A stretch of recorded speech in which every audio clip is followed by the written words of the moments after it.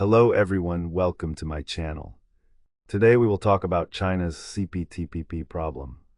China's application to join CPTPP has been blocked again. And this has caused a big reaction. Many people are confused. Vietnam can join, so why can't China even get close to the door? If we only look at technical rules, economic size or trade volume, the question seems hard to explain. But if we look back 20 or 30 years, and think about China's behavior after joining the WTO, the answer becomes clear. The real dividing line is not Vietnam's strength, and not China's size, it is this. One country followed the rules in its reforms, and the other was locked into the wrong path by the wrong incentives. After joining the WTO, China kept less than half of its promises, and its credit system collapsed. China joined the WTO in 2001. This was one of the biggest events in global trade. At that time, China made many promises: open its markets, cut subsidies, reform state-owned companies, protect intellectual property, increase transparency. Almost the whole world believed China would follow the rules and become a trustworthy part of the global economy. But after more than 20 years, the world's judgment is very clear. China has kept maybe only half of its promises, or even less, many studies point out. The state-owned subsidy system did not shrink, it grew. Market access never became truly equal. Industrial policies stayed very unclear. The government can enter the market at any time. Intellectual property protection is still a big problem. This is not a moral judgment. These are hard facts seen by many countries in real trade. The bigger problem is this: the WTO has no real punishment system. This means a country can break its promises and still not be punished. Under this system, China entered a dangerous loop. 1. Break the rules, right arrow, earn more. 2. Earn more, right arrow, industries grow fast. 3. Industries grow big, right arrow, even harder to follow the rules.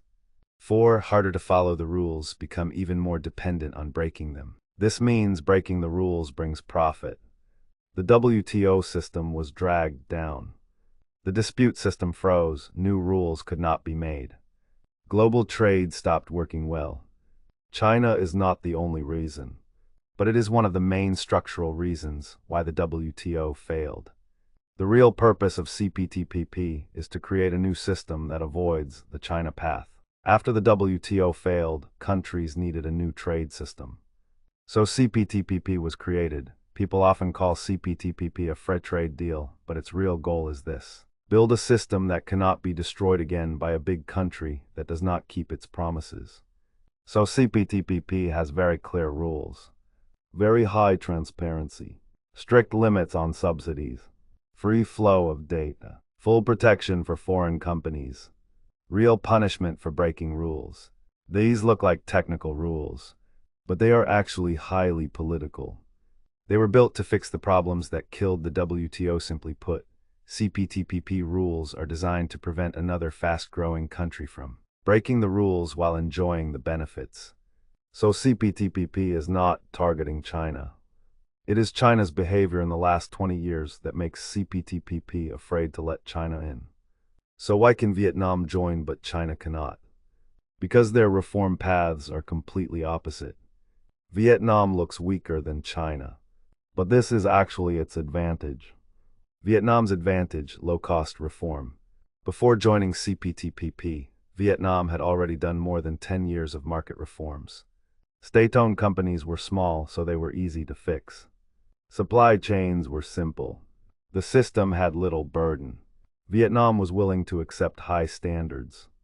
This is like a small broken house. It is easy to tear down and rebuild. Vietnam finished most reforms before CPTPP, so joining was easy. China's problem: a locked-in path after huge growth. China's problem is not wanting to change. The problem is that the past 20 years have locked China into a path that it cannot escape. China now has one of the biggest supply chains in the world. But this supply chain grew because of subsidy, unequal market access, government control, policy protection, lack of transparency, no WTO punishment. This created a giant economic machine grown by the wrong incentives. This tree has already grown crooked.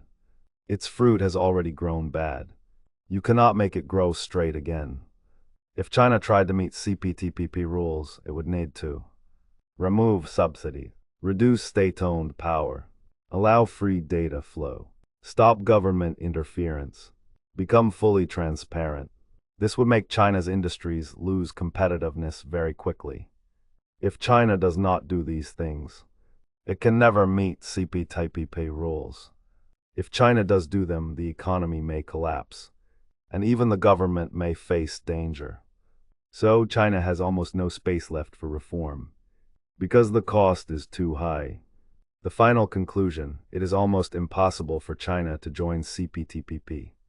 From the view of system rules, trust, path dependence, and industrial size, China joining CPTPP is not just difficult, it is structurally impossible. 1. The trust gap cannot be fixed. China's promise-keeping rate is too low. Countries will not risk it again. 2. China's economic model conflicts with CPTPP. Subsidies, state control, and data control do not match the rules. 3. China's industries are too big. Any real reform could cause a major economic shock. 4. CPTPP's real mission is to stop another China path. This is not geopolitics, it is self-protection of free trade. You broke the rules for more than 20 years. Now others don't want to play with you. You can only play alone in the future. The world may have two trade systems. One led by CPTPP with high standards. One built by China with low transparency and strong government control. This is not morality, this is structure. Thank you for watching. If you have different opinions, please share them in the comments.